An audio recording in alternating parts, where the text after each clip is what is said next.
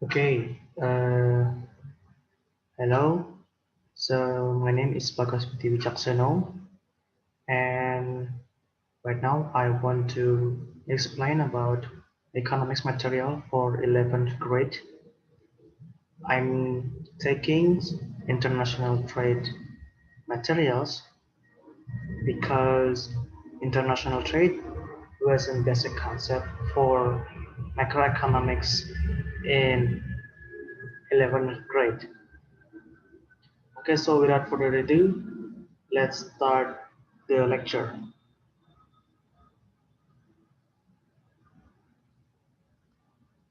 Okay. Um, okay. For the start, there are some indicators and 1 point of basic competencies. So the international trade is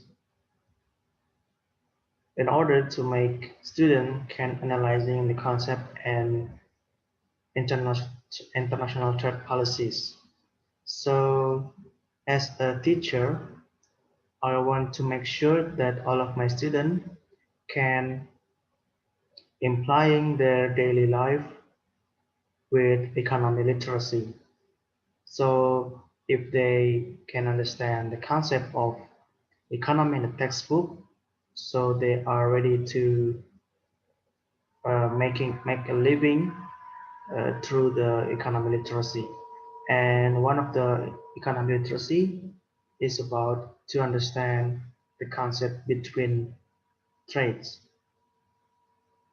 Okay, so the indicator was enabled to make a proper conclusions about international trade for many economists. So student can make understandings about many definitions from many economists, so they can take some conclusions and they can, you know, have some opinions about international trade. And the second one is the students are enabled to explaining international trade benefits.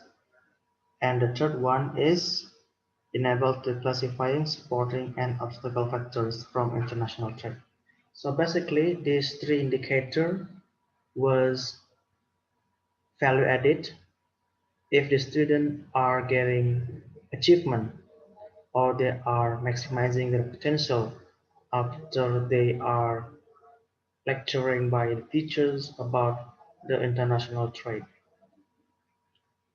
So these three basic concept is having a lot of meanings because economics or as well known social sciences is taking so much attention. So I will recommend this lecture with some cooperative learning. And the type of this cooperative learning was STAD, which is Student Team Achievement Divisions. Okay, first of all, I'm going to explain the material first, and then I will demonstrating or maybe at least explain the way that the learning activity can be demonstrated. Okay, so the international was divided into three kinds of concept, which is containing the definitions, benefit, and supporting and obstacle factors. Definitions, I gave two examples from two different person, which is one of the most the famous economy or famous economist, and the simplest way to understand international trade is if we look at the top of the row from to the row. International trade is an economic activity which is involving with various region and country. So if you doesn't know what is international trade, just think about the trade. The trade is an activity between the sellers and the buyers. So if the sellers and the buyer have a meeting, they are have transactional relationship. They are exchanging the goods with the money, or maybe goods with the goods if we have doesn't have payment tools. And if we expand our definitions, we can know that international trade is involving more economic agent. It's borderless. It also be a seller from Indonesia interacting with buyer from Saudi Arabia and back and forth. So that's the simplest way to understand international trade. And the second one is definition from Vijaya. International trade is a trade carried out by the resident of country with resident of another country on the basis of mutual agreement. So there was a new keyword is a mutual agreement. Basically, trading is an activity that always happen with agreement in both sides. If seller or buyer doesn't agree with the price or maybe the goods they want to make an transactions, so the activity or trade will not happen because there are no mutual agreements. So simple as that. And we move to benefit from international trade. It's 6 points or maybe 6 ideas that I can, you know, explain. The first one is creating more efficiency and specialized products. So in economic theory, we know that if consumers having so many options before they are deciding to buy something, it also make the utility even better or maybe even bigger. So right now we are facing the globalizations and technology surrounding us, and we oftenly buy some goods from marketplace or online marketplace. There was some marketplace in our smartphone like Tokopedia, Bukalapak, and so many marketplace. And there are so many options which is come from different marketplace or maybe the same marketplace but with different promo or maybe uh, but different services or maybe different prices. And specialized product is creating consumers more happiness because they can choose whatever they need and not feeling worried about the options getting out or running out. And the second one is improving consumption quality. So from the specialized products, because there are so many variation products in the markets, it will improving consumption quality. So in the 2020, we know that many people is having smartphone. We doesn't recognize it smartphone from the brand or maybe uh, the cutting edge technology, but it has the same function. It can access the internet, it can use as a multimedia, it can use for learning activities from home, or maybe to actualizing yourself if you want to becoming some photographer or the everything. So the consumption quality will be much higher if there are so many products in the market. And the third one is expanding job supply. So job supply is created by the companies, and the companies have willingness to employ more if they have some demand from the society or maybe the consumers. Right now, in pandemic COVID-19, we know that the demands of the face mask to cover up our face in order to prevent we got infected in COVID-19 was high. So the company of face mask or maybe medical requirements, they are have willingness to produce more the face mask and they are have willingness to hire more workers in order to sufficient or expanding the supply of their goods. And then the gaining more foreign exchange because we know that if we transactions with foreign person in another country, we get a devisa. Devisa is a foreign exchange that can be used to be a surplus in our current account. And we also can stabilizing prices because in free market we know that the price is so much fragile and we cannot determine it by our own market. So the prices could be stabilizing by the free market, maybe in borderless market with very regions. And the last one is empowering transfer of technology.